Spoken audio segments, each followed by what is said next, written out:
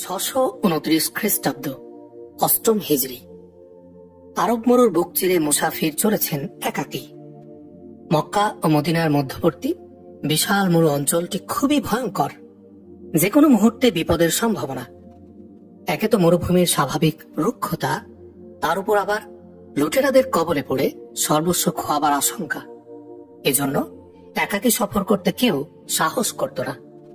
লোকেরা দল বেঁধে এ পথে যাতায়াত করত। কিন্তু এ মুসাফির কিছুটা ব্যতিক্রম। তিনি একাকী চলছেন উন্নত জাতের ক্ষিপ্র গতির অশ্বপৃষ্ঠে। অশ্বের জিনের সাথে তার বর্মটি বাঁধা, কোটি দেশে ঝুলানো তরবারি, হাতে বর্ষা। প্রাচীনকালে পুরুষরা দৈহিক দিক দিয়ে উঁচু, লম্বা, প্রশস্ত বুক এবং ভারী শরীর বিশিষ্ট ছিল। নিঃসঙ্গ পুরুষ মুসাফিরও তাদের মতোই। তবে তার অশ্বপৃষ্ঠে বসার ভঙ্গি বলছিল তিনি একজন বীর যোদ্ধা, কোনো সাধারণ ব্যক্তি নন। লুটেরারা হামলা করতে পারে এমন কোনো আশঙ্কায় তার চেহারা দেখে মনে হচ্ছিল না। তার মধ্যে এতটুকু ভীতিও ছিল না যে তার ঘোড়াটি লুট হয়ে যেতে পারে আর তাকে পায়ে হেঁটে অবশিষ্ট পথ অতিক্রম করতে হবে। তার চেহারাতে একটি অস্বাভাবিক অবস্থা ওঠানামা করছিল। তিনি ছিলেন চিন্তাযুক্ত। মনে হয় অতীতের স্মৃতি আওড়িয়ে ফিরছিলেন, অথবা কিছু স্মৃতি ভুলে যাবার আপ্রাণ চেষ্টা করছিলেন। ইতোমধ্যে মুসাফির একটি পাহাড়ের পাদদেশে এসে পৌঁছান। তাকে বহনকারী অশ্বটি পাহাড় বেয়ে উপরে উঠতে থাকে। একটু অগ্রসর হয়ে আবার সমতল পথ শুরু হয়। এখানে এসে আরোহী আচমকা ঘোড়ার লাগাম টেনে ধরেন এবং ঘোড়া পশ্চাৎমুখী করেন। অশ্বপৃষ্ঠে বসেই তিনি পেছনে ফিরে তাকান। পেছনে ফেলে আসা মক্কা দেখাই ছিল তার উদ্দেশ্য, কিন্তু মক্কা দেখা যায় না। অনেক পূর্বেই দূরের মেঘের আড়ালে সে নিজেকে আড়াল করে ফেলেছিল। আবু সুলাইমান, পেছনে ফেরো না, মক্কার কথা একদম ভুলে যাও। তুমি তো একজন বীর যোদ্ধা, নিজেকে দুভাগে কেটে ভাগ করে দিও না। তোমার সিদ্ধান্তের উপর অটল থাকো। তোমার অভীষ্ট লক্ষ্য এখন মদিনা। এ ধরনের আওয়াজ যেন তার কর্ণকুহরে ভেসে আসতে থাকে বারবার। তিনি মক্কার দিক থেকে দৃষ্টি ঘুরিয়ে নেন, অশ্বকে মদিনামুখী করেন। যথা নিয়মে অশ্বের বাগে হালকা ঝাঁকি দেন। অশ্বটিও ট্রেনিং প্রাপ্ত। প্রভুর ইশারা পাওয়া মাত্রই সে বিদ্যুৎ গতিতে ছুটতে আরম্ভ করে। মুসাফিরের বয়স 43, কিন্তু বয়সের তুলনায় তাকে বেশ যুবক দেখাচ্ছিল। তার পুত্রের নাম সুলাইমান, বাবার নাম ওয়ালিদ। তবে খালিদ বিন ওয়ালিদের চেয়ে আবু সুলাইমান ডাকটা তার নিকট বেশি প্রিয় ছিল। তার জানা ছিল না যে ইতিহাস তাকে খালিদ বিন ওয়ালিদ নামে মনে রাখবে এবং এই নামটি ইসলামের গৌরব গাথা অনুপ্রেরণার উৎসে রূপান্তরিত হবে। তখনও তিনি মুসলমান হননি। ইতোমধ্যে ছোটখাটো হামলা সহ উহুদ এবং খন্দকের দুটি বড় যুদ্ধে তিনি মুসলমানদের বিরুদ্ধে অস্ত্র ধারণ করেছেন। যুদ্ধ করেছেন বীর বিক্রমে, অপূর্ব রণকৌশলে। 610 খ্রিস্টাব্দে যখন নবী করিম সাল্লাল্লাহু আলাইহি ওয়াসাল্লামের উপর সর্বপ্রথম ওহী নাজিল হয়, তখন তার বয়স ছিল মাত্র 24 বছর। দুরন্ত ডানপিটে এক যুবক, যৌবনের আভা সমগ্র দেহে প্রতিভাত। তখনই তিনি নিজ গোত্র বনু মাখজুমের সামরিক বাহিনীর সর্বাধিনায়ক নিযুক্ত হন। কুরাইশের অন্যান্য সম্ভ্রান্ত গোত্রসমূহের মধ্যে বনু মাখজুম অন্যতম ছিল। কুরাইশদের প্রতিরক্ষা ব্যবস্থাপনা এই গোত্রের উপরই ন্যস্ত ছিল। কুরাইশরা হযরত খালিদের পিতা ওয়ালিদের কথা মেনে চলত। 24 বছর বয়সে খালিদ স্বীয় যোগ্যতা ও দক্ষতা বলে বাবার মতো কুরাইশ জাতির শ্রদ্ধা ও আস্থা হাসিল করেন। কিন্তু এই বিরাট সামাজিক মর্যাদা ও সম্মানের প্রতি ভ্রুক্ষেপ না করে বরং তা চিরতরে বিসর্জন দিয়ে খালিদ আজ মদিনার পানে ছুটে চলছেন। দীর্ঘ পথ অতিক্রমকালে কখনো তার মনে হতো একটি অদৃশ্য শক্তি যেন পশ্চাৎ থেকে তাকে টেনে ধরছে। যখন এই শক্তির উপস্থিতি তার অনুভূত হতো, তখন তিনি ঘাড় ফিরিয়ে পশ্চাতে তাকাতেন। কিন্তু তৎক্ষণাৎ যেন আরেকটি আওয়াজ তিনি শুনতে পেতেন, খালিদ, পশ্চাতে নয়, সম্মুখে তাকাও। মনে রেখো, যদিও তুমি ওয়ালিদের পুত্র, কিন্তু এখন সে মৃত। এখন তুমি সুলাইমানের পিতা, আর সে বেঁচে আছে। তার স্মৃতিতে দুটি নাম ভেসে ওঠে, এক মুহাম্মদ সাল্লাল্লাহু আলাইহি ওয়াসাল্লাম, যিনি এক নতুন মতাদর্শের সূচনা করেছেন। 2. ওয়ালিদ, যে একদিকে তার পিতা এবং অপরদিকে মুহাম্মদ সাল্লাল্লাহু আলাইহি ওয়াসাল্লাম ও তার নব আদর্শের কট্টর দুশমন ছিল। পিতা এ বৈরিতা খালিদের দায়িত্বে অর্পণ করে মারা যায়। খালিদের ঘোড়াটি দূরে পানির কূপ দেখে সেদিকে যেতে থাকে। তিনি ঘোড়ার গমন পথে দৃষ্টি দিয়ে জায়গাটি পর্যবেক্ষণ করেন। বৃত্তকায় একটি এলাকায় কিছু খেজুর গাছ আর বিক্ষিপ্ত কতক সরু কাণ্ড তার নজরে পড়ে। সব মিলিয়ে এটি একটি ছোট ঝোপ ছিল। ঘোড়ার গতি ছিল সেদিকেই। খেজুর বাগানে পৌঁছে খালিদ ঘোড়া থেকে নেমে মাথার পাগড়ি খুলে কূপের কাছে হাঁটু গেড়ে বসে পড়েন। অঞ্জলি ভরে পানি মাথায় দেন, 2-4 ঝাপটা নাকে মুখেও দেন। তৃষ্ণার্ত ঘোড়াটিও তৃপ্ত হয়ে পানি পান করে। খালিদ ও ঝর্ণা থেকে পানি পান করেন। তারপর অশ্বপৃষ্ঠ থেকে গদি নামিয়ে রাখেন। গদির সাথে বাঁধা ক্ষুদ্র কার্পেটটি খুলে একটি বড় বৃক্ষতলে বিছিয়ে তার উপর শুয়ে পড়েন। তিনি ক্লান্ত শরীরে একটু ঘুমাতে চেষ্টা করলেন, কিন্তু পারলেন না। অতীতের মুহূর্তগুলো একের পর এক তার স্মৃতিতে উপস্থিত হতে থাকে। কেবল চোখই বন্ধ করে রইলেন, ঘুম এলো না একটু। 7 বছর পূর্বের একটি ঘটনা তার স্মৃতির পটে ভেসে ওঠে। তার গোত্রের লোকেরা মুহাম্মদ সাল্লাল্লাহু আলাইহি ওয়াসাল্লামকে হত্যা করার নীল নকশা এঁকেছিল। এ পরিকল্পনা প্রণয়নে অগ্রণী ভূমিকা তার পিতার। 622 খ্রিস্টাব্দ এক গভীর রজনী। কুরাইশরা আল্লাহ রসুল সাল্লাল্লাহু আলাইহি ওয়াসাল্লামকে ঘুমন্ত অবস্থায় হত্যার জন্য কিছু লোক নিয়োগ করে। এ সময় তার বয়স 27। তিনিও রাসূল সাল্লাল্লাহু আলাইহি ওয়াসাল্লাম হত্যার ষড়যন্ত্রে শরীক ছিলেন বটে, কিন্তু হত্যাকারীদের মধ্যে ছিলেন না। সুদীর্ঘ 7 বছর পূর্বের বিগত রাজনীতির কথা গতকালের রাতের ন্যায় তার মনে জেগে আছে। তিনি এই হত্যাকাণ্ডের প্রতি একদিক থেকে সন্তুষ্ট থাকলেও অপর দিক থেকে ছিলেন অত্যন্ত নাখোশ। সন্তুষ্টির কারণ হচ্ছে তারই গোত্রের এক ব্যক্তি তাদের ধর্মবিশ্বাস, মূর্তি পূজাকে অসার আখ্যা দিয়ে নিজেকে আল্লাহর নবী বলে দাবি করে আরব সমাজের দুশ্মনে পরিণত হয়েছে। এরূপ দুশ্মনের হত্যায় কে না খুশি হয়?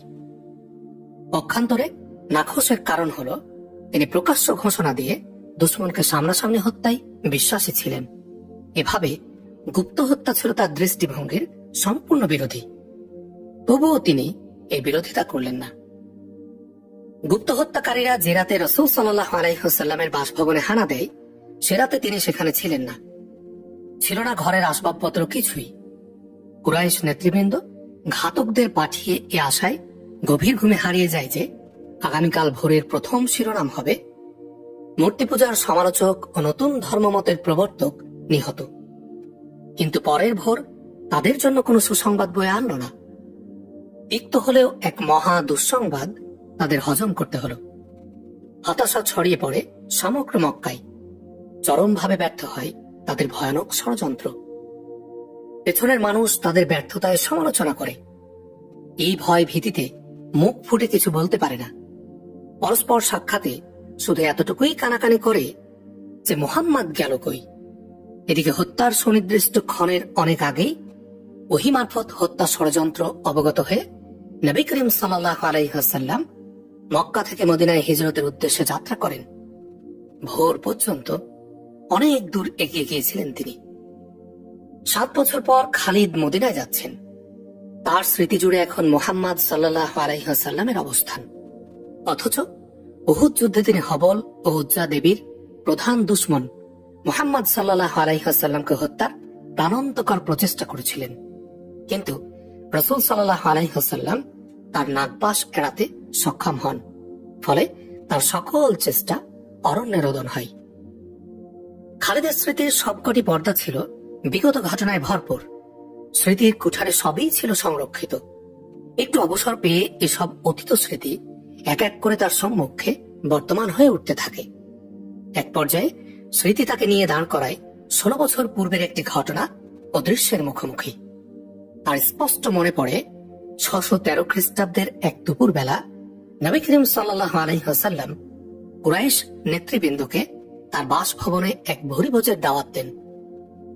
আহার পর্ব সমাপ্তির পর নবী করিম সাল্লাল্লাহু আলাইহি ওয়াসাল্লাম আগত মেহমানদের দৃষ্টি আকর্ষণ করে বলেন, বনু আব্দুল মুত্তালিবের সম্মানিত ব্যক্তিবর্গ, আমি আপনাদের সম্মুখে ইসলামের দাওয়াত পেশ করে চলেছি।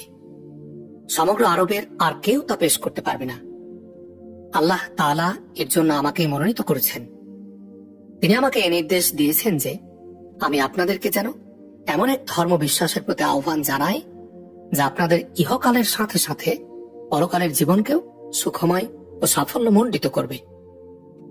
ওহী নাজিলের ৩ বছর পর এটা ছিল নিকটবর্তী আত্মীয়দের প্রতি নবী করিম সাল্লাল্লাহু আলাইহি ওয়াসাল্লামের সর্বপ্রথম আহ্বান। খালিদ এই অনুষ্ঠানে উপস্থিত ছিলেন না। তার পিতা ছিল আমন্ত্রিত মেহমান। পিতায় তাকে তাচ্ছিল্য ভরে বলেছিল যে আব্দুল মুত্তালিবের পুত্র মুহাম্মদ দাবি করছে সে নাকি আল্লাহর প্রেরিত নবী।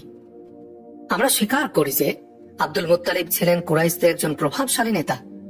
নিঃসন্দেহে মুহাম্মদ কুলীন বংশের সন্তান, কিন্তু তাই বলে নবুওয়াতের দাবি এই বংশের লোক করবে কেন? হবল ও উজ্জার কসম, আমার বংশের মান মর্যাদা কারো থেকে কম নয়। নবুওয়াতের দাবি করে কেউ আমাদের চেয়ে উচ্চ মর্যাদার অধিকারী হবে, এটা কিছুতেই সম্ভব নয়। আপনি তাকে কি বললেন? খালিদ জিজ্ঞাসা করলেন। আমরা প্রথমে নীরব থাকলেও পরে সকলেই তার দাবি হেসে উড়িয়ে দিই। মুহাম্মাদের চাচাতো ভাই আলী বিন আবু তালেব মুহাম্মাদের নবুওয়াতের স্বীকৃতি দিয়েছে। তার পিতার সে বিদ্রুপাত্মক হাসি খালিদের আজও স্পষ্ট মনে পড়ে। 629 খ্রিস্টাব্দের অন্য আরেক ঘটনা খালিদের মনের পর্দায় ভেসে ওঠে। সেদিনও তিনি মক্কা মদিনার মধ্যবর্তী খেজুর বাগানে শায়িত ছিলেন। নবী করিম সাল্লাল্লাহু আলাইহি ওয়াসাল্লামের নবুওয়াত ও রিসালাত নেতারা মেনে না নিলেও অন্যান্যরা ঠিকই স্বীকৃতি দিচ্ছিল। এদের অধিকাংশই যুবক শ্রেণীর। অনেক নিঃস্ব গরিব লোকও ইসলাম গ্রহণ করেছিল। এতে করে নবী করিম সাল্লাল্লাহু আলাইহি ওয়াসাল্লামের শক্তি সাহস বেড়ে গেল। ইসলামের পূর্ব যুগে আরব জাতি এক আল্লাহকে মেনে নিলেও অগণিত মূর্তির পূজাও করত। পুরুষরূপী মূর্তিগুলোকে দেব আর নারীরূপী মূর্তিগুলোকে দেবী হিসেবে মানা হতো এবং তাদেরকে আল্লাহর পুত্র কন্যা মনে করা হতো। মুহাম্মদ সাল্লাল্লাহু আলাইহি ওয়াসাল্লামের প্রচারিত ইসলামের ক্রমোন্নতি দেখে কুরাইশরা ক্রোধে ফেটে পড়ে, ইসলামের বিরুদ্ধে সোচ্চার হয়ে ওঠে এবং মুসলমানদের বেঁচে থাকার অধিকার নস্যাৎ করার প্রস্তুতি নেয়। হযরত খালিদের এই কথাও মনে পড়ে যে তিনি আল্লাহর নবী সাল্লাল্লাহু আলাইহি ওয়াসাল্লামকে মক্কার অলিগলি এবং হাটে বাজারে মানুষ সমবেত করে ইসলামের দাওয়াত দিতে এবং এই কথা বলতে শুনেছেন যে প্রতিমা তাদের কোনো উপকার করতে পারে না এবং অপকারও করতে পারে না। ইবাদতের উপযুক্ত একমাত্র আল্লাহ তাআলা, তিনি এক, অদ্বিতীয়, তার কোনো শরীক নেই। কাউকে তিনি তার ইবাদতের মাধ্যমও বানাননি। নবী করিম সাল্লাল্লাহু আলাইহি ওয়াসাল্লামের বিরোধিতায় নেতৃত্ব দিচ্ছিল কুরাইশদের 4 নেতা। 1, খালিদের পিতা ওয়ালিদ। 2, রাসূল সাল্লাল্লাহু আলাইহি ওয়াসাল্লামের আপন চাচা আবু লাহাব।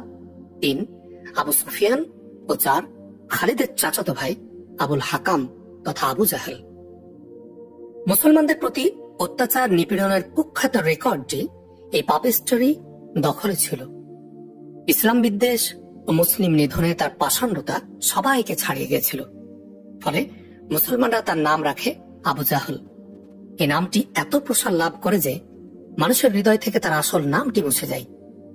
সবচেয়ে বিস্ময়ের ব্যাপার হলো এই উঁচু লম্বা মোটা তাজা এবং লৌহ মানব লোকটি ইতিহাসে আবু জাহল নামেই কুখ্যাত। অতীতের এই স্মৃতিগুলো তাকে ব্যতিব্যস্ত করে তুলছিল। হয়তোবা ভিতরে ভিতরে খালিদ অনুশোচনায় দগ্ধ হচ্ছিলেন। কুরাইশরা কয়েকবার রাসূল সাল্লাল্লাহু আলাইহি ওয়াসাল্লামের গৃহে অপবিত্র মলমূত্র ছুঁড়ে মারে। যেখানেই কোনো মুসলমান দাওয়াতি কাজ করত সেখানেই কুরাইশরা উপস্থিত হয়ে হই হুল্লোড় শুরু করে দিত। বেয়াদবি ও হট্টগোল করে আল্লাহর নবী সাল্লাল্লাহু আলাইহি ওয়াসাল্লামকে কষ্ট দিত। খালিদ এ ব্যাপারে পূর্ণ আশাবাদী ছিলেন যে তার পিতা মুহাম্মদ সাল্লাল্লাহু আলাইহি ওয়াসাল্লামের প্রতি এ ধরনের কোন ধৃষ্টতাপূর্ণ আচরণ করেননি। সর্বোচ্চ ভূমিকা তার এই ছিল যে সে 2 বার কুরাইশদের 3-4 নেতাকে নিয়ে নবী করিম সাল্লাল্লাহু আলাইহি ওয়াসাল্লামের চাচা আবু তালিবের কাছে গিয়ে তাকে এই মর্মে সাবধান করে যে তিনি যেন আপন ভাতিজাকে প্রতিমার সমালোচনা এবং ইসলামের দাওয়াত থেকে বারণ করেন, নতুবা সে কারো হাতে মারা যেতে পারে। আবু তালিব 2 বারই তাদেরকে ফিরিয়ে দেন, তাদের দাবি আমলে নেননি। খালিদের স্মরণ হয়ে যায় তার পিতার ত্যাগ ও কুরবানির কথা। আম্মারা নামে তার এক সুদর্শন টকবকে যুবক ভাই ছিল। সে ছিল যেমনই মেধাবী তেমনি শৌখিন। অলিদ তার এ সোনার ছেলে আম্মারাকে 2 কুরাইশ নেতার হাতে সমর্পণ করে বলল, একে মুহাম্মাদের চাচা আবু তালিবের নিকট নিয়ে গিয়ে বলো, অলিদের পুত্রটি দিয়ে গেলাম, তার পরিবর্তে মুহাম্মাদকে আমাদের জিম্মায় ছেড়ে দিন। সেদিন খালিদ তার পিতার সিদ্ধান্তের কথা শুনে ভীষণ ঘাবড়ে যান এবং যখন তার ভাই আম্মারা 2 কুরাইশ নেতার সঙ্গে চলে যায়, তখন তিনি নির্জনে গিয়ে খুব ক্রন্দন করেছিলেন। আবু তালেব 2 নেতা আম্মারাকে রাসূল সাল্লাল্লাহু আলাইহি ওয়াসাল্লামের চাচা আবু তালেবের সম্মুখে উপস্থিত করে বলে, এই যুবককে নিশ্চয়ই তুমি চেনো, এ আম্মারা বিন ওয়ালিদ। তুমি এও জানো যে তোমার নেতৃত্বাধীন হাশেম বংশে এই ন্যায় জ্ঞানী ও বিচক্ষণ ছেলে একটিও নেই। একে সারা জীবন তোমার হাতে তুলে দিতে এসেছি। পুত্র হিসাবে গ্রহণ করলে সে আজীবন তোমার বাধ্য হয়ে থাকবে, আর গোলাম হিসাবে গ্রহণ করলেও সে তোমার জন্য জীবন উৎসর্গ করতেও কুণ্ঠিত হবে না। কিন্তু আগে বলো, তোমরা তাকে কেন আমার হাতে তুলে দিচ্ছ? আবু তালেব উৎসুক হয়ে জানতে চান। মাখজুম গোত্রের মায়েরা কি সন্তান নিলাম দেওয়া শুরু করেছে? বলো, এর বদলে কত দাম চাও? তার বদলে তোমার ভাতিজাকে দিয়ে দাও, এক নেতা বলে ওঠে। নিঃসন্দেহে তোমার ভাতিজা কলঙ্কের কারণ হয়ে দাঁড়িয়েছে। সে তোমার পিতৃপুরুষের ধর্ম পরিত্যাগ করে নতুন ধর্মের প্রচার শুরু করেছে। দেখছো না, সে গোত্রের মধ্যে দ্বন্দ্ব সৃষ্টি করে পরস্পরকে দুশ্মনে পরিণত করেছে। ভাতিজাকে নিয়ে তোমরা কি করবে জানতে চাইলেন আবু তালিব। দ্বিতীয় নেতা জবাব দিল, আমরা মুহাম্মাদকে হত্যা করব। এটা অবিচার কিংবা কোনরূপ অন্যায় হবে না, কেননা ভাতিজার বদলে আমরা তোমাকে নিজেদের সন্তান দিচ্ছি। এটা খুবই অসংগত প্রস্তাব। আবু তালিব বলেন, তোমরা আমার ভাতিজাকে নিয়ে কতল করবে আর আমি তোমাদের সন্তান লালন পালন করব, অর্থাৎ তার পিছনে খরচ করব, তার সুন্দর জীবন গড়ে দেব। তোমরা আমার কাছে কেমন অযৌক্তিক প্রস্তাব নিয়ে এসেছ। সম্মানের সাথে আমি তোমাদের বিদায় দিচ্ছি। খালিদ 2 নেতার সাথে ভাইকে ফিরে আসতে দেখে এবং এই বিনিময় প্রস্তাব গ্রাহ্য না হয় তিনি সেদিন মনে মনে বড় খুশি হয়েছিলেন। মুহাম্মদ সাল্লাল্লাহু আলাইহি ওয়াসাল্লামকে তুমি কি মনে করেছ আবু সুলাইমান? খালিদের ভিতর থেকে একটি প্রশ্ন উদয় হয়। তিনি চিন্তার রাজ্যে থেকে মাথা নাড়ান এবং মনে মনে বলেন, কিছু নয়। এটা ধ্রুব সত্য যে মুহাম্মদ সাল্লাল্লাহু আলাইহি ওয়াসাল্লামের শরীরে প্রচুর শক্তি আছে, কিন্তু তাই বলে রুকানা বিন আব্দে ইয়াজিদের ন্যায় বাহাদুরকে উঁচু করে আছাড় দেওয়ার জন্য দৈহিক শক্তিই কখনো যথেষ্ট নয়। রুকানা নবী করিম সাল্লাল্লাহু আলাইহি ওয়াসাল্লামের চাচার নাম। সে তখনও অমুসলিম। বাহাদুর হিসেবে তার খ্যাতি ছিল সমগ্র আরব জুড়ে। বিভিন্ন সময় বহু বীর বাহাদুর তাকে চ্যালেঞ্জ করেছে, কিন্তু কেউ তার সামনে এসে টিকতে পারেনি। প্রত্যেককে দুগ্ধপোষ্য শিশুর ন্যায় পাজাকলা করে এমন আছাড় মারে যে তারা আর সোজা হয়ে দাঁড়াতে পারেনি। লড়াই মারামারিই ছিল তার পেশা। খালিদের পরিষ্কার মনে আছে যে একদিন মুসলিম বিদ্বেষ 3-4 জন লোক রুকানাকে খুব পানাহার করিয়ে বলে, তোমার ভাতিজা কারো কথা শোনে না, কাউকে মানে না, সে কাউকে ভয়ও করে না, ইসলামের প্রচার প্রসার থেকে নিবৃতও হয় না, মানুষ তার কথার জাদুতে ফেসে যাচ্ছে, তাকে একটু শায়েস্তা করতে পারবে?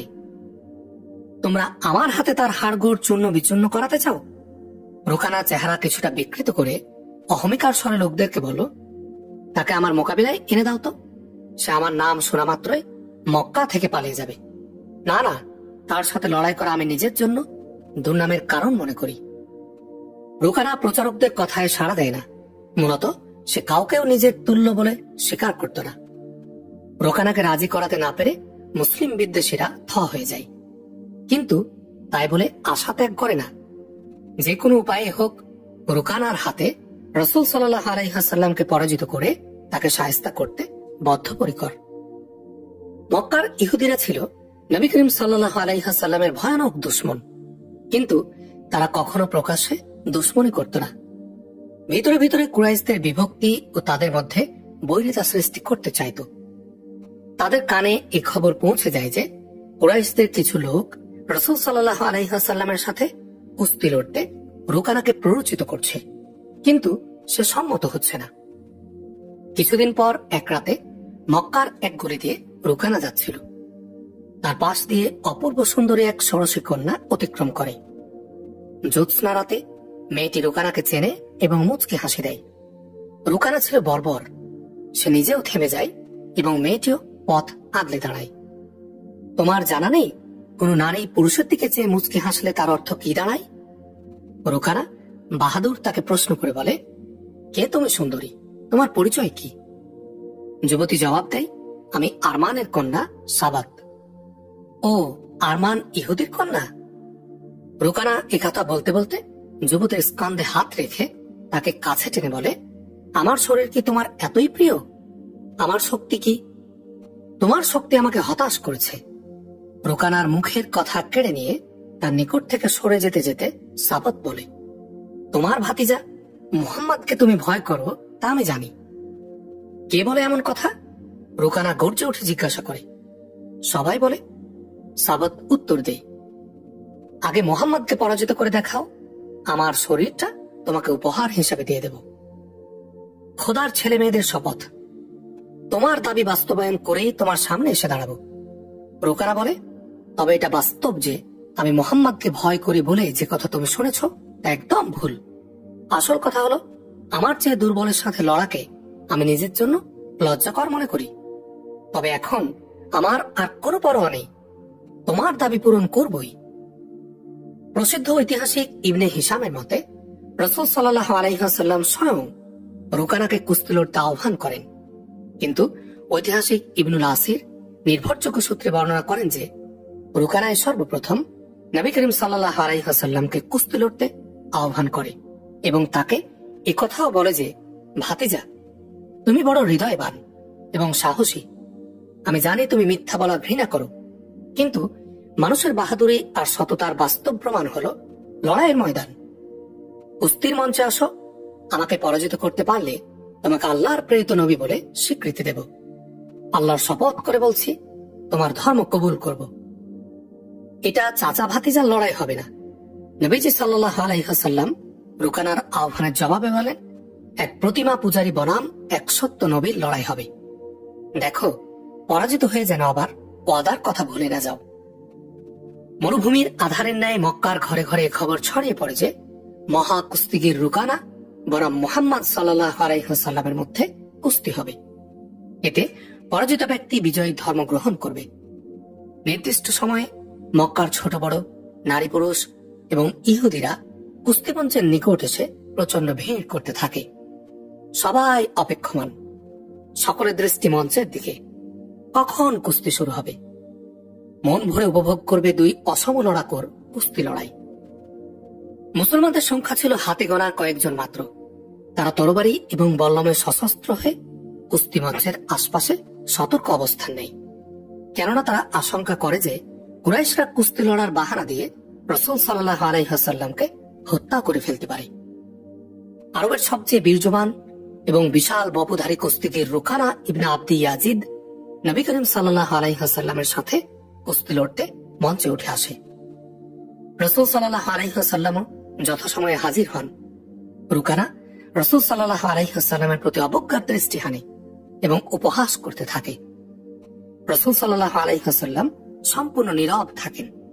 তিনি পূর্ণ স্থির চিত্তে রুকানার চোখে চোখ রাখেন, যেন সে তার অগোচরে আক্রমণ কিংবা আঘাত হানতে না পারে। রুকানা রাসূল সাল্লাল্লাহু আলাইহি ওয়াসাল্লামের চারপাশে এমন ভাবে ঘুরতে থাকে যেভাবে বাঘ শিকারের চারপাশে তাকে কাবু করার জন্য ঘুরে।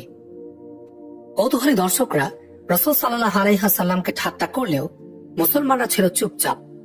তারা মনে মনে আল্লাহকে স্মরণ করছিল। সর্বোচ্চ সতর্কতা হিসাবে তাদের সবার হাতে ছিল তরবারির বাটের উপর। আল্লাহ পাকই ভালো জানেন এরপর হঠাৎ কি হলো। রাসূল সাল্লাল্লাহু আলাইহি ওয়াসাল্লাম এমন পাল্টা আক্রমণ করলেন যে মুহূর্তের লড়াইয়ের মোড় ঘুরে গেল।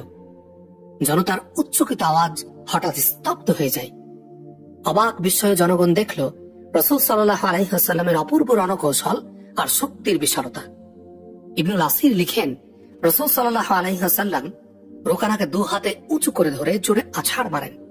এতে রুকানা আহত ব্যাঘ্রের ন্যায় গর্জে উঠে রাসূল সাল্লাল্লাহু আলাইহি ওয়াসাল্লামের প্রতি আক্রমণে তেড়ে আসে। তিনি এবারও অপূর্ব কৌশলে হামলা করেন এবং তাকে ধরে আবার মাটিতে ছুঁড়ে মারেন। সে পুনরায় আক্রমণ করতে উঠে দাঁড়ালে রাসূল সাল্লাল্লাহু আলাইহি ওয়াসাল্লাম তৃতীয়বারের মতো আবার তাকে উপরে তুলে আছাড় মারেন। বিশাল শরীরে পরপর 3 বার প্রচন্ড আঘাত খাওয়া রুকানা কুস্তি লড়তে অযোগ্য হয়ে যায়। সে মাথা নিচু করে কুস্তি মঞ্চ থেকে নেমে আসে। উপস্থিত জনতার উপর পিন পতন নীরবতা নেমে আসে। সরব মুখগুলো হঠাৎই নীরব হয়ে যায়। ঘটনার আকস্মিকতা এবং ফলাফল বিপর্যয়ে কুরাইশদের মাথা নিচু হয়ে চুপসে যায়। অপরদিকে হাতে গোনা মুসলমানরা আনন্দে নাঙ্গা তলোয়ার ও বর্ষা ঊর্ধ্ব দিকে উঁচিয়ে মুহুর্মুহু গগন বিদারে আওয়াজ দিতে থাকে।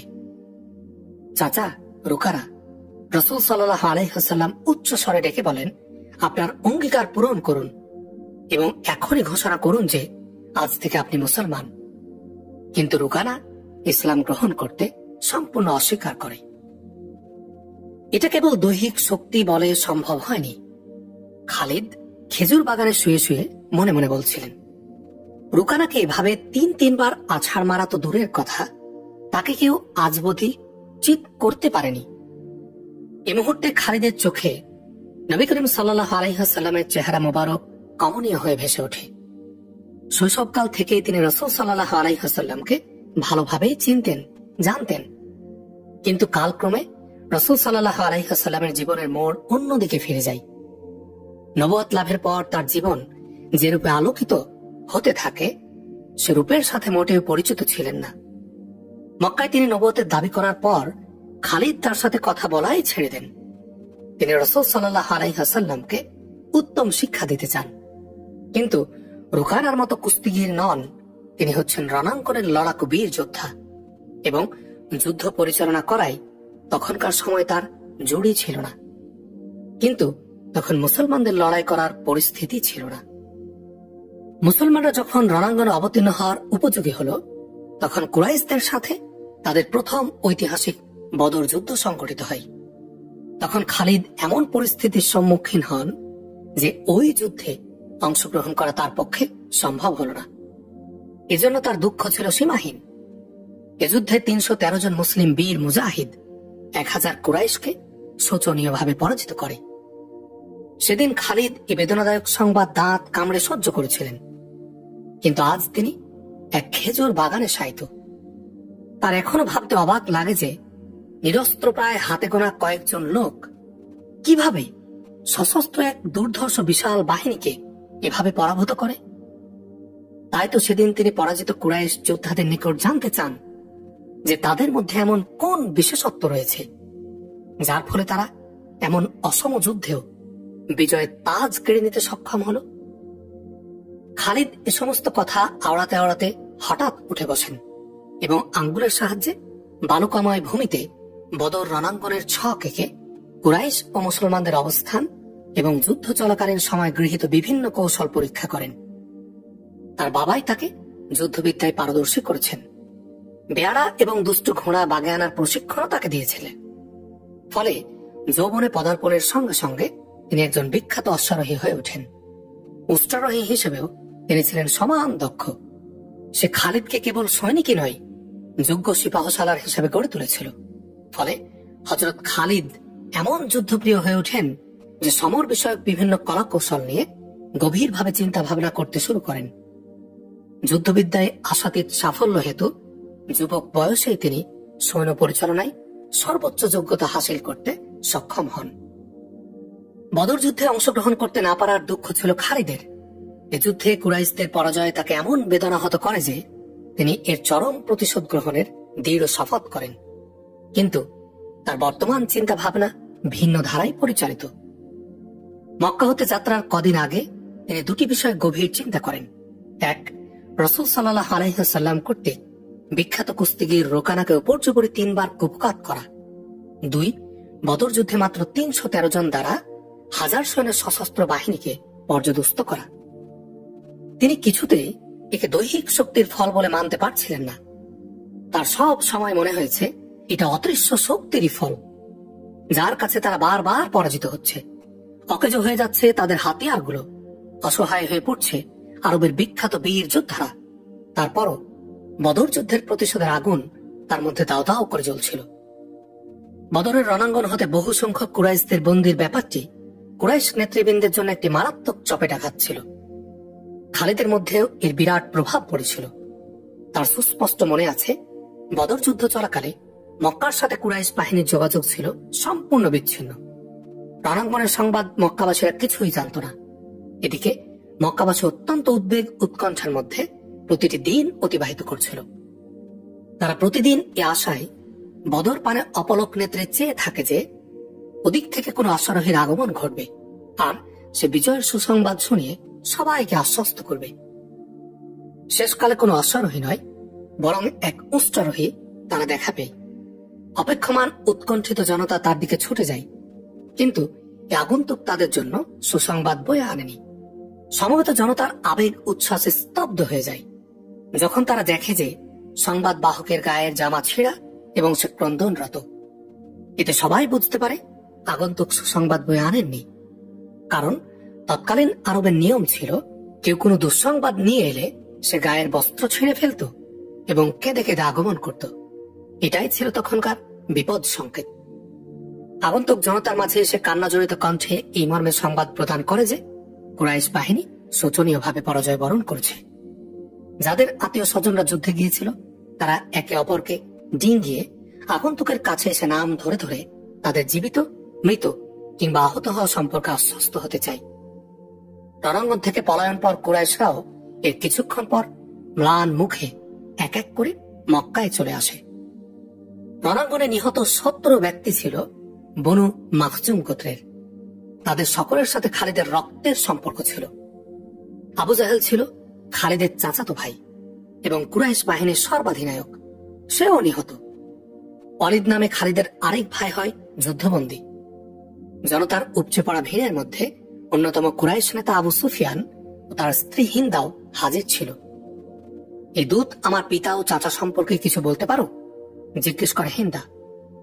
আলী এবং হামজার হাতে আপনার পিতা নিহত হয়েছেন, জবাবে দূত বলে, আর আপনার চাচা সাইবাকে হামজা হত্যা করেছে। আপনার পুত্র হানজালা নিহত হয়েছে আলীর হাতে। হিন্দা প্রথমে হযরত আলী এবং হযরত হামজা রাদিয়াল্লাহু আনহুমাকে অশ্রাব্য ভাষায় গালমন্দ করে। অতঃপর শপথ করে বলে, আল্লাহর শপথ, পিতা, চাচা এবং পুত্র হত্যার প্রতিশোধ আমি নেবই। আবু সুফিয়ান ছিল একদম নীরব। চুপ করে শোনা ছাড়া তার আর কোনো উপায় ছিল না। এদিকে দূত কথা যতই বলছিল, খালিদের রক্ত ততই টকবক করছিল। পরাজয়ের খবরে তিনি ছিলেন অত্যন্ত মর্মাহত। বদরের রণাঙ্গনে কুরাইশদের বড় বড় নেতা সহ 70 জন মারা যায়, বন্দীও হয় সমসংখ্যক। খালিদ গাত্রোত্থান করেন। শয্যার কার্পেটটি মুড়িয়ে ঘোড়ার জিনের সাথে বেঁধে ঘোড়ায় চড়ে মদিনা পানে যাত্রা করেন। তিনি স্মৃতির মণিকোঠা থেকে সব স্মৃতি বের করে দিতে চান, কিন্তু মন তার উড়ে উড়ে মদিনায় পৌঁছে যেতে থাকে, যা বর্তমানে মুসলমানদের প্রধান কার্যালয় এবং যেখানে নবী করিম সাল্লাল্লাহু আলাইহি ওয়াসাল্লাম অবস্থান করছেন। রাসূল সাল্লাল্লাহু আলাইহি ওয়াসাল্লামের কথা স্মরণ হতে স্মৃতি আবার তাকে পিছনে নিয়ে যায়। স্মৃতিতে ভেসে ওঠে নবী করিম সাল্লাল্লাহু আলাইহি ওয়াসাল্লামের পরিচালিত বদর রণাঙ্গনের ছবি। তার আরো মনে পড়ে হিন্দার বলিষ্ঠ ঘোষণার কথা, যা সে স্বামী আবু সুফিয়ানকে শুনিয়ে বলেছিল, পিতা চাচাকে ভুলতে পারি, কিন্তু তাই বলে কি কলিজার টুকরা পুত্রকে ভুলে যাব? একথা মা কিভাবে ভুলতে পারে? আল্লাহর কসম, পুত্রের খুনের প্রতিশোধ নিতে আমি মোহাম্মদকে কিছুতেই মাফ করব না। এ যুদ্ধ সেই করিয়েছে। হামজা এবং আলীকেও মাফ করব না। তারাই আমার পিতা, চাচা এবং পুত্রের হত্যাকারী। পুত্র হত্যার অসহ্য যন্ত্রণা আমার রক্তে আগুন জ্বালিয়ে দিচ্ছে। আবু সুফিয়ান বলছিল, পুত্র হত্যার বদলা নেওয়া আমার উপর ফরজ হয়ে গেছে।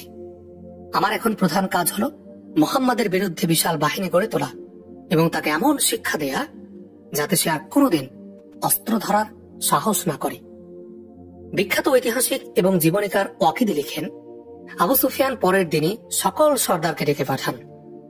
তাদের অধিকাংশই ছিল এমন যারা বিশেষ কারণে বদর যুদ্ধে অংশগ্রহণ করতে পারেনি, কিন্তু প্রত্যেকেরই কোনো না কোনো নিকট আত্মীয় যুদ্ধে অংশগ্রহণ করে নিহত হয়েছে। প্রতিশোধ স্পৃহায় সকলের এক সুর। আমার কিছু কথা বলার দরকার আছে। আবু সুফিয়ান উপস্থিত নেতাদের দৃষ্টি আকর্ষণ করে বলে, আমার ছেলে নিহত, তার হত্যার প্রতিশোধ না নিলে তাকে জন্ম দেওয়ার অধিকার আমার থাকে না। একযোগে সকলেই তার কথায় সায় দেয়। এ বৈঠকে সর্বসম্মতিক্রমে প্রস্তাব পাশ হয় যে মুসলমানদের কাছ থেকে বদরের প্রতিশোধ অবশ্যই নিতে হবে, কিন্তু আপনাদের কেউ ঘরে বসে থাকতে পারবেন না, সবাইকে যুদ্ধে যেতে হবে। খালিদ উপস্থিত কুরাইশ সর্দারদের লক্ষ্য করে বলেন, বদরে আমরা শুধু এ কারণেই লাঞ্ছনার সম্মুখীন হয়েছি যে নেতৃবৃন্দের অনেকে যুদ্ধে না গিয়ে ঘরে বসে থাকেন, আর যুদ্ধের ময়দানে প্রেরণ করা হয় তাদেরকে যাদের মধ্যে কুরাইশি মর্যাদাবোধ ছিল না। তবে কি আমার পিতার মধ্যে কুরাইশি মর্যাদাবোধ ছিল না? আবু জাহালের পুত্র এবং খালিদের চাচাতো ভাই ইকরামা উত্তেজিত কণ্ঠে বলে, সাফওয়ান বিন উমাইয়ার পিতারও কি বংশ মর্যাদাবোধ ছিল না? এত মর্যাদাবোধের অধিকারী হয়ে তুমি কোথায় ছিলে ওয়ালিদের পুত্র? পরস্পর যুদ্ধ করতে আমরা এখানে হাজির হইনি। আবু সুফিয়ান বলে, খালিদ, কারো আত্মমর্যাদাবোধে আঘাত করে এমন কথা বলা তোমার সঠিক হয়নি। আমাদের কারো আত্মমর্যাদাবোধ আর বাকি নেই।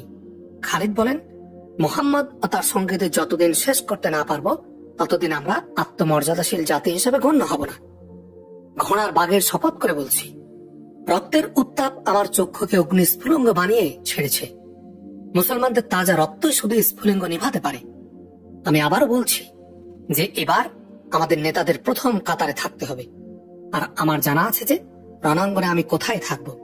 তবে অবশ্যই নেতার অনুগত থাকব, কিন্তু নেতা যদি আমাদের জন্য ক্ষতিকর কোনো আদেশ চাপিয়ে দেন তবে সে নির্দেশ আমি মানব না। অবশেষে আবু সুফিয়ানকে সর্বসম্মতিক্রমে সর্বাধিনায়ক ঘোষণা দিয়ে বৈঠক সেদিনের মতো মুলতবি করা হয়। খালিদের মনে পড়ে বদর যুদ্ধের কিছুদিন পূর্বে ঘটে যাওয়া একটি ঘটনার কথা। মক্কাবাসীদের একটি কাফেলা ফিলিস্তিন থেকে মক্কা আসছিল। এটা ছিল একটি বাণিজ্যিক কাফেলা। মক্কাবাসী, বিশেষত কুরাইশদের প্রত্যেকেই এ বাণিজ্যে অংশগ্রহণ করে। কমবেশি সকলের মূলধন তাতে ছিল। কাফেলাটির উটের সংখ্যা প্রায় 1000 এবং বাণিজ্যিক মালামাল ছিল প্রায় 50,000 দিনার সমমূল্যের। এ বাণিজ্য কাফেলার নেতা ছিল আবু সুফিয়ান। 50,000 দিনারে 50,000 দিনার মুনাফা করে বাণিজ্যিক সফলতার পূর্ণ স্বাক্ষর রাখে আবু সুফিয়ান। কাফেলার প্রত্যাবর্তন রাস্তাটি মদিনার নিকটবর্তী রাস্তার সাথে সংযুক্ত ছিল। মুসলমানরা তাদের প্রত্যাবর্তনের কথা জেনে যায়। পুরো কাফেলাটি গ্রেফতার করতে তাদেরকে এক জায়গায় ঘিরে ফেলা হয়, কিন্তু স্থানটি অসমতল থাকায় আবু সুফিয়ান অত্যন্ত বুদ্ধিমত্তার সাথে একটি দুটি করে সবগুলো উট তাদের ঘেরাও থেকে নিরাপদে বের করে দিতে পেরেছিল। খালিদের অশ্বটি ধীর গতিতে মদিনা পানে চললেও তার স্মৃতির ফিতা পেছন দিকে ঘুরছিল দ্রুত বেগে। কুরাইশরা একত্রিত হয়ে প্রতিশোধের ছক তৈরির সময় যে সমস্ত শব্দ উচ্চারণ করেছিল, প্রতিটি শব্দ তার কানে এখন গুঞ্জরিত হতে থাকে। আমাকে নেতা হিসাবে মেনে থাকলে আমার প্রতিটি সিদ্ধান্ত মেনে নেওয়া তোমাদের জন্য অপরিহার্য। আবু সুফিয়ান বলল, আমার প্রথম সিদ্ধান্ত হলো বাণিজ্যিক মুনাফা হিসাবে লব্ধ 50,000 দিনার বা স্বর্ণ মুদ্রা এখনো আমি মালিকদের মাঝে বন্টন করিনি। আমি এ অর্থ বন্টন করব না। মুসলমানদের বিরুদ্ধে চূড়ান্ত লড়াইয়ে এ সমুদায় অর্থ খরচা করা হবে। ব্যক্তিগতভাবে আমি এবং আমার গোত্রের সকলেই এই সিদ্ধান্ত মেনে নিলাম। সকলের আগে খালিদ বলেন। তার কথা শেষ হওয়ার সাথে সাথে চতুর্দিক থেকে আওয়াজ উঠে, মেনে নিলাম, মেনে নিলাম। আমার দ্বিতীয় নির্দেশ হলো, আবু সুফিয়ান দ্বিতীয়বার গভীর কণ্ঠে বলে, বদর যুদ্ধে যারা মারা গেছে তাদের আত্মীয় স্বজন শোকাহত। আমি শোকাহত পুরুষদেরকে কপাল চাপড়াতে লক্ষ্য করেছি এবং মহিলাদেরকে বিলাপ করতে শুনেছি। মনে রেখো, নয়ন জলের শীতলতায় প্রতিশোধের প্রজ্বলিত অগ্নিতাপ শীতল হয়ে যায়। বদরে নিহতদের স্মরণে আর ক্রন্দন করা চলবে না। আমার তৃতীয় নির্দেশ, মুসলমানদের হাতে যারা যুদ্ধবন্দী তাদের মুক্তির কোনো উদ্যোগ নেওয়া হবে না। আপনারা অবগত আছেন যে মুসলমানরা বন্দীদের বিভিন্ন শ্রেণীতে ভাগ করেছে এবং এই শ্রেণী অনুপাতে তাদের মুক্তিপণ 1000 থেকে 4000 দিরহাম পর্যন্ত নির্ধারণ করেছে। আমরা মুসলমানদেরকে একটি কানা করিয়েও দেব না। এ অর্থ আমাদের বিরুদ্ধেই ব্যয় হবে। মদিনা যাওয়ার পথে অশ্বপৃষ্ঠে বসে যখন খালিদের এই মুহূর্তটির কথা স্মরণ হয়, তখন স্বয়ংক্রিয়ভাবেই তার পাঞ্জা মুষ্টিবদ্ধ হয়ে যায়। ক্রোধের শিহরণ উঠে তার সারা শরীরে। ঘটনাটি অনেক পূর্বের ছিল, তথাপি এ মুহূর্তেও তিনি রাগে জ্বলে ওঠেন। তার ক্রোধের কারণ এই ছিল যে কোনো বন্দীকে মুক্ত করার জন্য কেউ মদিনায় যাবে না। এই মর্মে সাধারণ বৈঠকে সিদ্ধান্ত হলেও জনৈক ব্যক্তি সংগোপনে মদিনায় গিয়ে মুক্তিপণ দিয়ে তার পিতাকে মুক্ত করে নিয়ে আসে। এরপর থেকে গোপনে মদিনায় গিয়ে নিকটতম আত্মীয়কে মুক্ত করে আনার প্রচলন অবাধে শুরু হয়ে যায়, যার ফলে বাধ্য হয়ে আবু সুফিয়ানকে তার আদেশ প্রত্যাহার করে নিতে হয়। ওয়ালিদ নামে খালিদের এক ভাই মুসলমানদের হাতে বন্দী। কুরাইশরা যদি এভাবে যুদ্ধবন্দীকে মুক্ত করে না আনত, তাহলে খালিদ কখনো তার ভাইকে ছাড়িয়ে আনতে যেতেন না। তার অন্যান্য ভাইরাই তাকে এই ব্যাপারে বাধ্য করে। খালিদের মনে পড়ে তিনি নিজের মান মর্যাদা ক্ষুণ্ণ করতে কখনো রাজি ছিলেন না, কিন্তু একটি চিন্তায় শেষ পর্যন্ত সিদ্ধান্ত পরিবর্তন করেন। তিনি ভাবলেন যে রাসূল সাল্লাল্লাহু আলাইহি ওয়াসাল্লাম তারই বংশের একজন, তার অনুসারী মুসলমানরাও কুরাইশ এবং মক্কারই লোকজন। আসমান থেকে নেমে আসা কোনো ফেরেশতা বা কোনো জাতি তারা নয়। এমন বাহাদুর তো তারা ছিল না যে মাত্র ৩১৩ জন ১,০০০ সশস্ত্র সৈন্যকে পরাজিত করতে পারে। তাদের মধ্যে এহেন শৌর্যবীর্য এলো কোত্থেকে? তারা আমাদের বিরুদ্ধে আমাদেরই লোকদের মুক্তিপণ নির্ধারণ করছে। তাদের এক নজর দেখব। খালিদ সিদ্ধান্ত নিয়েছিলেন মুহাম্মদ সাল্লাল্লাহু আলাইহি ওয়াসাল্লামকে আরো গভীরভাবে নিরীক্ষণ করব। তারপর তিনি তার ভাই হিশামকে সঙ্গে নিয়ে মদিনায় যাত্রা করেন। ৪,০০০ দিরহামও সাথে নিলেন, কারণ তিনি জানতেন মাখজুম গোত্রপতি ওয়ালিদের পুত্রের মুক্তিপণ ৪,০০০ দিরহামের কম হবে না। বাস্তবেও তাই হয়। তিনি মুসলমানদের নিকট গিয়ে ভাইয়ের নাম বললে মুক্তিপণ আদায় ও যুদ্ধবন্দীর মুক্তির দায়িত্বপ্রাপ্ত সাহাবী ৪,০০০ দিরহাম দিতে বলেন। মুক্তিপণের পরিমাণ একটু কম নিন। খালিদের ভাই হিশাম দায়িত্বপ্রাপ্ত সাহাবীকে অনুরোধ করে বলে, আপনারা তো পর নন, আমাদেরই লোক। পূর্ব সম্পর্কের কথা ভেবে একটু বিবেচনা করুন। এখন তোমাদের সাথে আমাদের কোনো সম্পর্ক নেই। সাহাবী জবাবে বলেন, আমরা আল্লাহর রাসূল সাল্লাল্লাহু আলাইহি ওয়াসাল্লামের হুকুম তামিল করছি মাত্র। আমরা আপনাদের রাসূলের সাথে একটু কথা বলতে পারি কি? হিশাম জানতে চাইল। হিশাম? খালিদ গর্জে উঠে বলেন, নিজের মর্যাদার কথা বিবেচনা করে ভাইয়ের আশা এক প্রকার ছেড়ে দিয়েছিলাম, কিন্তু তুমি ছাড়লে না। তাকে মুক্ত করতে আমাকে সাথে নিয়ে এলে। সে যত মুক্তিপণ চায় দিয়ে দাও। মুহাম্মাদের সামনে গিয়ে তার কাছে কমপক্ষে আমি দয়া ভিক্ষা চাইতে পারবো না। এরপর তিনি দিরহামপূর্ণ থলেটি সাহাবীর সম্মুখে ছুড়ে মেরে বলেন, গুনে নিয়ে ভাইকে আমাদের হাতে তুলে দাও। মুদ্রা বুঝে পেয়ে ওয়ালিদকে খালিদ ও হিশামের হাতে তুলে দেওয়া হলো। তারা তখনই মক্কার দিকে রওনা হলো। অতিমধ্যে দুভাই ওয়ালিদকে তাদের পরাজয়ের কারণ জিজ্ঞাসা করে।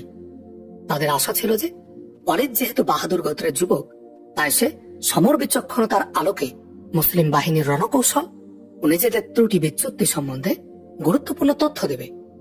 কিন্তু ওয়ালিদের ভাবখানা এমন এবং ঠোঁটের কোণে মুচকি হাসির রেখা এমন ছিল যেন কেউ তাকে জাদু করেছে। কারো প্রভাবে সে যেন প্রভাবিত। ওয়ালিদ, কিছু বলো। খালিদ তাকে বলেন, পরাজয়ের বদলা নিতে আমরা বদ্ধপরিকর। কুরাইশদের সকল নেতা আসন্ন যুদ্ধে সশরীরে অংশ নেবেন। আশেপাশের সমস্ত গোত্রকে আমরা সাথে নিচ্ছি। মক্কায় সমবেত হওয়া ইতোমধ্যে শুরু হয়ে গেছে। সমগ্র আরব একত্রিত করলেও তোমরা মুসলমানদের পরাজিত করতে পারবে না।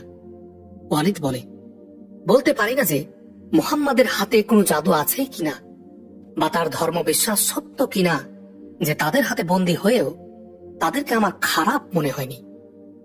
তাহলে তো তুমি জাতির গাদ্দার। হিশাম বলে ওঠে, হয় তুমি গাদ্দার নতুবা জাদুগ্রস্ত। ওই ইহুদি সর্দার তো ঠিকই বলেছে যে মুহাম্মাদের নিকট মূলত কোনো আকীদা ধর্ম নেই। সে এক অদ্ভুত জাদুর শক্তি প্রাপ্ত হয়েছে মাত্র। জাদুই হবে, অন্যথায় কুরাইশ বাহিনী বদরে পরাজিত হওয়ার নয়। খালিদ বলেন, ওয়ালিদ তাদের কথা যেন শুনছিলই না। তার ঠোঁটে ছিল মুচকি হাসির রেখা। সে বারবার ঘাড় ফিরিয়ে মদিনার পানে তাকাচ্ছিল। মদিনার অদূরে জুলহুলাইফা নামক স্থানে তিন ভাই যখন পৌঁছে, তখন রাত হয়ে যায়। গাঢ় অন্ধকারে ছেয়ে যায় জগৎ। রাত যাপনের উদ্দেশ্যে তারা সেখানে যাত্রা বিরতি করে। ভোরে দেখা যায় ওয়ালিদ লাপাত্তা, তার ঘোড়াটিও নেই। খালিদ ও হিশাম কিছুক্ষণ চিন্তার পর এ সিদ্ধান্তে পৌঁছল যে ওয়ালিদ মদিনায় ফিরে গেছে। তারা তার উপর এক ধরনের প্রভাব অনুভব করছিল, আর তা ছিল মুসলমানদেরই প্রভাব। শেষে দুভাই মক্কায় ফিরে আসে। কিছুদিন পর মদিনা হতে ওয়ালিদের মৌখিক বার্তা পায় যে সে মুহাম্মদ সাল্লাল্লাহু আলাইহি ওয়াসাল্লামকে আল্লাহর রসুল হিসাবে মেনে নিয়েছে এবং রসুল সাল্লাল্লাহু আলাইহি ওয়াসাল্লামের ব্যক্তিত্ব ও তার কথাই এতই প্রভাবিত হয় যে অবশেষে ইসলামে গ্রহণ করে ফেলে। ঐতিহাসিকগণ লিখেন, খালিদ ইবনে ওয়ালিদ রাদিয়াল্লাহু আনহু নবী করিম সাল্লাল্লাহু আলাইহি ওয়াসাল্লামের বিশেষ দৃষ্টি লাভ করে ধন্য হন এবং দৃঢ় ধর্মীয় বিশ্বাস সহ কাফেরদের সাথে যুদ্ধ করে ব্যাপক সুখ্যাতি অর্জন করেন। দুই কারণে সেদিন খালিদ ক্রোধান্বিত হয়। প্রথমত, তার ভাই চলে গেছে। দ্বিতীয়ত, অনর্থক 4000 দিরহাম গেল। মুসলমান ও কুরাইশদের মধ্যে ভয়ানক শত্রুতা সৃষ্টি হওয়ার কারণে মুসলমানরা এ অর্থ ফেরত দেয় না। অর্থ ফেরত না দেওয়ার অন্য কারণ হল, ওয়ালিদ রাদিয়াল্লাহু আনহু রাসূল সাল্লাল্লাহু আলাইহি ওয়াসাল্লামকে জানিয়ে দেন যে কুরাইশরা মুসলমানদের বিরুদ্ধে চূড়ান্ত আঘাত হানতে যুদ্ধের প্রস্তুতি নিচ্ছে এবং এ উদ্দেশ্যে বেসুমার অর্থকড়ি জোগাড় করেছে। খালিদ মদিনা পানে চলছেন। সম্মুখের দিক থেকে উটের কুচের ন্যায় বিশাল কি যেন জমিন ফুঁড়ে উপরে উঠতে থাকে। খালিদ জানতেন এটা মদিনার 4 মাইল উত্তরে উহুদ পাহাড়। ইতিমধ্যে খালিদ অপেক্ষাকৃত উঁচু টিলায় উঠতে শুরু করে। উহুদ, উহুদ! খালিদের মুখ থেকে এক অস্ফুট আওয়াজ বের হয় এবং তাকে তার উঁচু আওয়াজ শোনাতে থাকে, আমি আবু সুলাইমান, আমি সুলাইমানের বাবা। এর সাথে একটি রক্তক্ষয় সংঘর্ষের ভয়ঙ্কর ধ্বনি এবং হাজার হাজার অশ্বের রেশা ধ্বনি ও তরবারির ঝনঝন আওয়াজও তার কানে বাজতে থাকে। তিনি এ যুদ্ধের জন্য বড় অস্থির হয়ে অপেক্ষা করছিলেন এবং অপূর্ব রণকৌশলে যুদ্ধও করেন। 4 বছর আগের ঘটনা। 3য় হিজরি সন মোতাবেক 625 খ্রিস্টাব্দের মার্চ মাসে মদিনা হামলা করতে প্রস্তুত সেনাবাহিনী মক্কায় সমবেত হয়ে এদের সংখ্যা 3000। 700 বর্মধারী, 200 অশ্বারোহী, 3000 উট ছিল যুদ্ধাস্ত্র ও রসদপত্রে বোঝাই। এ বিশাল বাহিনী যাত্রার জন্য নির্দেশের অপেক্ষায় ছিল। গতকালের ঘটনার মতো খালিদের মনে পড়ে যায় যে তিনি এ বিশাল বাহিনী দেখে অত্যন্ত আনন্দিত হয়েছিলেন। প্রতিশোধের দাবানল নির্বাপিত করার সময় এসে গিয়েছিল। আবু সুফিয়ান ছিল এই বাহিনীর সর্বাধিনায়ক। খালিদ ছিলেন এক ব্যাটালিয়ন সৈন্যের কমান্ডার। তার বোনও এই বাহিনীর সাথে গিয়েছিল। এছাড়া আরো 14 জন নারী যেতে প্রস্তুত ছিল। এদের মধ্যে আবু সুফিয়ানের স্ত্রী হিন্দা সহ আমর ইবনুল আস এবং আবু জাহলের পুত্র ইকরামার বিবিরাও ছিল। অবশিষ্টরা ছিল শিল্পী, গায়িকা শ্রেণীর। সকলের কণ্ঠে ছিল হৃদয় বিদারক আওয়াজ। তাদের সাথে বাদ্যযন্ত্রও ছিল। যুদ্ধক্ষেত্রে এসব উত্তেজনাকর ও আবেগঘন গীত গেয়ে সৈনিকদের মনোবল চাঙ্গা রাখা এবং বদর যুদ্ধে নিহতদের কথা বারবার স্মরণ করিয়ে দেয়া। আফ্রিকার এক হাবশী গোলামের কথা খালিদের বিশেষভাবে স্মরণ হয়। তার নাম ছিল ওয়াহশী বিন হারব। সে কুরাইশ সর্দার জুবাইর বিন মুতঈমের কৃতদাস ছিল। সে দীর্ঘাকায়, কৃষ্ণাঙ্গ এবং খুবই শক্তিশালী ছিল। বর্ষা নিক্ষেপে সে ছিল সিদ্ধহস্ত। তার কাছে ছিল আফ্রিকার তৈরি বর্ষা। তার আফ্রিকি আরেকটি নাম ছিল যুদ্ধপ্রিয় দেখে মনিব জুবাইর তার এই আরবি নাম রেখেছিল, বিন হারব। যুদ্ধযাত্রার আগে জুবাইর বিন মুতঈম তাকে বলে, আমি আমার চাচার খুনের প্রতিশোধ নিতে চাই, কিন্তু আমার সে সুযোগ হয়তো হবে না। বদর রণাঙ্গনে মুহাম্মদের চাচা হামজা আমার চাচাকে খুন করেছে। এ যুদ্ধে হামজাকে খুন করতে পারলে তুমি আজাদ। হামজা আমার নিক্ষিপ্ত বর্ষায় নিহত হবে। মনিবের আবেগময় প্রস্তাবে সাড়া দিয়ে ওয়াহশী বলে। সৈন্যদের সাথে আগত মহিলারা যেখানে ছিল সেখানে দিয়ে এই উষ্টারোহী হাবশী গোলাম যাচ্ছিল। আবু উসামা হঠাৎ করে কোনো মহিলা ডাক দেয়। এটা ওয়াহশীর আরেক নাম। ডাক শুনে সে থমকে দাঁড়ায়। আওয়াজ অনুসরণ করে দৃষ্টিপাত করতেই দেখতে পায় যে আবু সুফিয়ানের স্ত্রী তাকে ডাকছে। সে তার কাছে গিয়ে দাঁড়ায়। আবু ওসামা, হিন্দা বলতে শুরু করে, ভয় নেই, আমিই তোমাকে ডেকেছি। আমার হৃদয়ে প্রতিশোধের বন্যে শিখা দাও দাও করে জ্বলছে। তুমি এ আগুন ঠান্ডা করো আবু ওসামা। বলুন, আমি কি করতে পারি? গোলাম আবেগ তাড়িত হয়ে বলল, সেনাপতির স্ত্রীর হুকুমে নিজে কুরবান হতে আমি প্রস্তুত আছি। বদরে আমার পিতাকে খুন করেছে হামজা। হিন্দা বলে, হামজাকে তুমি ভালো করেই চেনো। চেয়ে দেখো, আমার সমস্ত শরীর স্বর্ণালঙ্কারে ঢেকে আছে। হামজাকে খুন করতে পারলে এসব অলঙ্কারের মালিক হবে তুমি। ওয়াহশী হিন্দার শরীরস্থ অলঙ্কারের প্রতি একবার লোভাতুর দৃষ্টি দিয়ে মুচকি হেসে দৃঢ় কণ্ঠে বলল, অবশ্যই আমি হামজাকে হত্যা করব। বহুত যুদ্ধে সৈন্যদের গমনাগমনের কথা খালিদের মনে পড়ে যায়। যে পথে তিনি যাচ্ছেন সে পথ দিয়েই সৈন্যরা সেদিন মদিনায় পৌঁছেছিল। তিনি সেদিন একটি উঁচু টিলায় দাঁড়িয়ে সৈন্যদের অবস্থা পর্যবেক্ষণ করেছিলেন। তখন গর্বে তার বুক ফুলে গিয়েছিল। মদিনার মুসলমানদের প্রতিও তার অন্তরে সামান্য দয়ার উদ্রেক হয়েছিল, কিন্তু এই দয়ানুভব সেদিন তাকে ব্যথিত করেনি, বরং আনন্দিতই করেছিল। কেননা এটা ছিল রক্তের বৈরিতা, সরাসরি মান মর্যাদার বিষয়। মুসলমানদের পিষ্ট করাই ছিল তার একমাত্র অঙ্গীকার।